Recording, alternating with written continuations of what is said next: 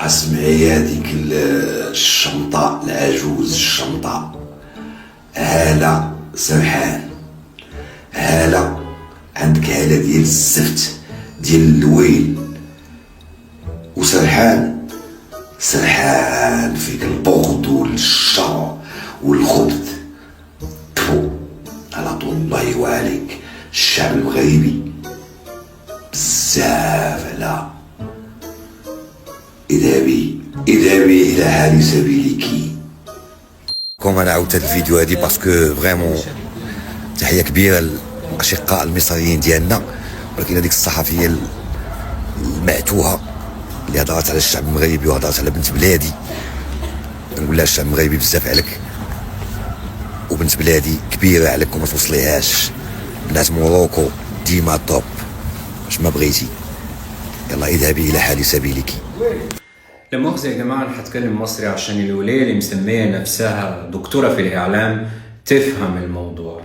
لما تيجي تتكلمي على بنات بلدي، بنات المملكة المغربية الشريفة، يا مرمطون ماسبيرو، يا ربابيكيا الإعلام العربي وكمسرية الأمراء والشيوخ، لازم تدرسي شوية تاريخ وتعرفي من هي المغربية، من هي فاطمة الفهرية، من هي عائشة الشنة، من هي سوريا الشاوي، من هي فاطمة المرنيسي، ومنهن الأميرات العلويات الجليلات اللي بيضرب فيهم المثل في الأدب والذوق والجمال، اللي كلكم بتتمنوا ظفر من أظافرهم بس ما بتطلعوش.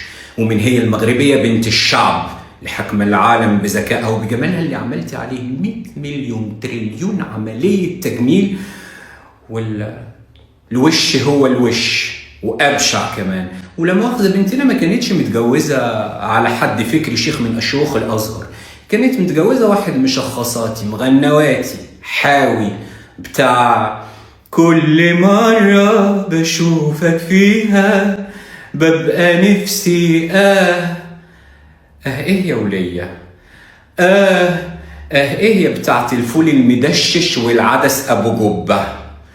الله يرحمك يا سوزان مبارك، كنت عامله لي جو في الاشكال دي. اسكت يا بقي واسكت يا بقي، سكي على الموضوع. الوغ الاول مره نتوما كتعرفوني انا ما كنبغيش ندخل ما كنعطي رايي، ما كنبغي ندخل في تعاليق، ما كنبغي فوالا سي اون ديسيزيون اللي خديت مع راسي، ما نقول الزين ما نقول الخايب. مي سيت فواسي كون جي فيو داك الكم الهائل ديال كساسوا ممثلات، مغنيات، مذيعات، بلوجر من مصر ضد اختنا وصاحبتنا وحبيبتنا، و قلت با بوسيبل، يعني هذيك بنت بلادي قبل ما تكون انني كنعرفها وبابا كنعرفهاش، ما عمرني ما تلاقيت معها فيس تو فيس، مي هضرنا بليزيغ روبريز، وقفت معايا فاش كنت في المحنات ديالي، كانت فريمون. انا غادي نجاوب بعض الناس اللي سبوها انتو وقالوا نتوما المغربيات وانتوما المغربيين.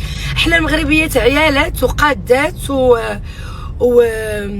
وصبارات، وماشي عيب انها كانت صابره ليه في النوبه الاولى، لربما ربي يهديه. فانا كنظن بلي كانت كتقول غيجي واحد النهارات اللي ربي يهديه، وفيكو ما جاش داك النهارات رغم الولاد اللي دارت معاه، التضحيه اللي ضحات باللاكارير ديالها وخلاتها، رغم بزاف الحوايج اللي دارت على قبلو، ما حاولش يرد بالو ان هاد المراه راه elle fait des sacrifices tous les jours pour lui. à ce moment là خصها تطلقو توكور. اما باش تجيو تقنعونا انها شبعات ودارت، حنا عندنا ترى عندنا شي طبيعي، الراجل يدير لك ويشري لك ويلبسك وصمتك عادي. نتوما يمكن عندكم شي مو عادي، نتوما يمكن كتصرفوا على الرجال، ما حنا المغربيات ما كنصرفوش على الرجال، ما كنهزوش الرجال. شي طبيعي الراجل يشري لينا، وشي طبيعي الراجل يصرف على مراته، وشي طبيعي الراجل يهز ولادو، وشي طبيعي الراجل يوصل لمراته. يعني الا كنتو نتوما كتمنوا على نفسكم كعيالات كأنثى كامرأة أن الرجل دار هاد الشيء هذا وكتمني دار لا ودار، فهذا شيء عندنا عادي جدا. اقل حاجه ممكن يقدر يديرها الرجل انه يشري لك ويعطيك ويلبسك ويصبطك ويدير لك ماركه عاوتاني عادي، فهمتوا؟ فاحنا جاوبناكم باحترام كل الاجوبه ديالتنا من طرف كل الممثلات والبنات اللي وقفوا مع بسمه، كان جاوبنا باحترام وما هاجمناش تامر، مي وقفنا مع بنت بلاد، يعني وقفنا مع بنت بلادنا عادي.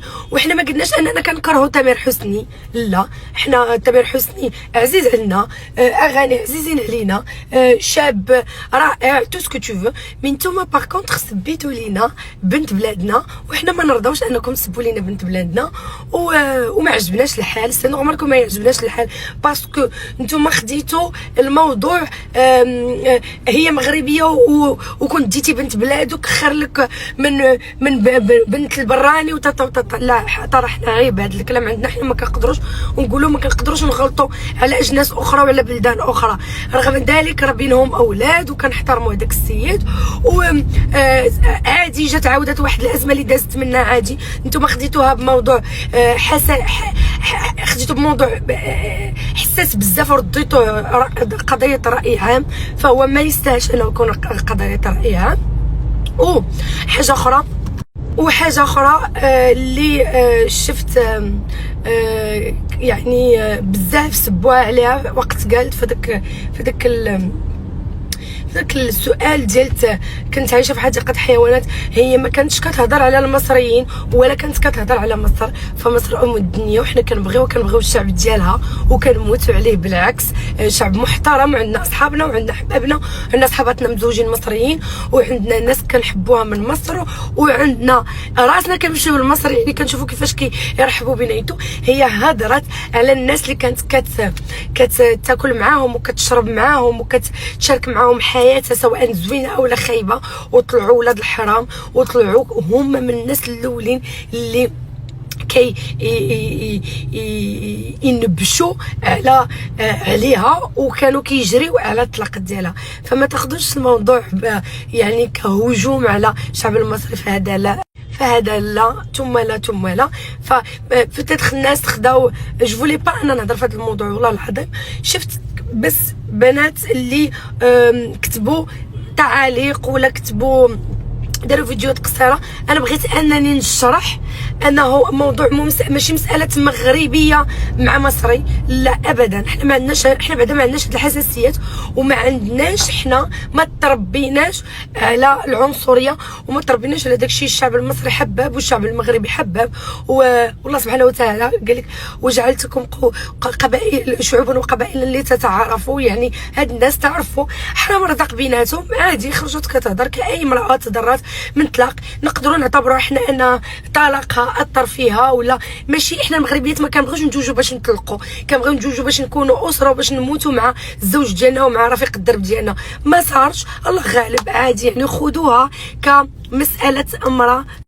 فوالا كانت ليا في قلبي وتنظن كلامي كان جميل وفي مستوى ما حرج، ما سبيت، ما هاجمت، ما دفعت فقط على مرأة قبل ان تكون مغربيه او لا من دوله اخرى، دفعت على امراه وخصوصا انا مغربيه، فهذا يعني دمي، انا كنموت على بلادنا وعلى ولادنا. فبسمه من بنت بلادي، فاكيد غتجيني الغيره على انه وحده اعلاميه ولا بلوجر من بلاد اخرى كتسبها باسكو عطات الراي ديالها ولا جات تعاودت لنا القصه ديالها. ابدا ما نسمعش بهذا الشيء هذا. فهذا الشيء اللي خلاني انا نخرج ندوي يعني نعطي الراي ديالي في هذا الموضوع، رغم ان البنات عارفين تخي بيان انني انا ما كنعطيش الراي ديالي دوبي اكستون، دوبي المشكل اللي وقع ما بقيتش كنقول لا زين ولا خايب، وكنكتفي فقط بانني نشوف الحوايج ونتفرج عن بعد. بيزو.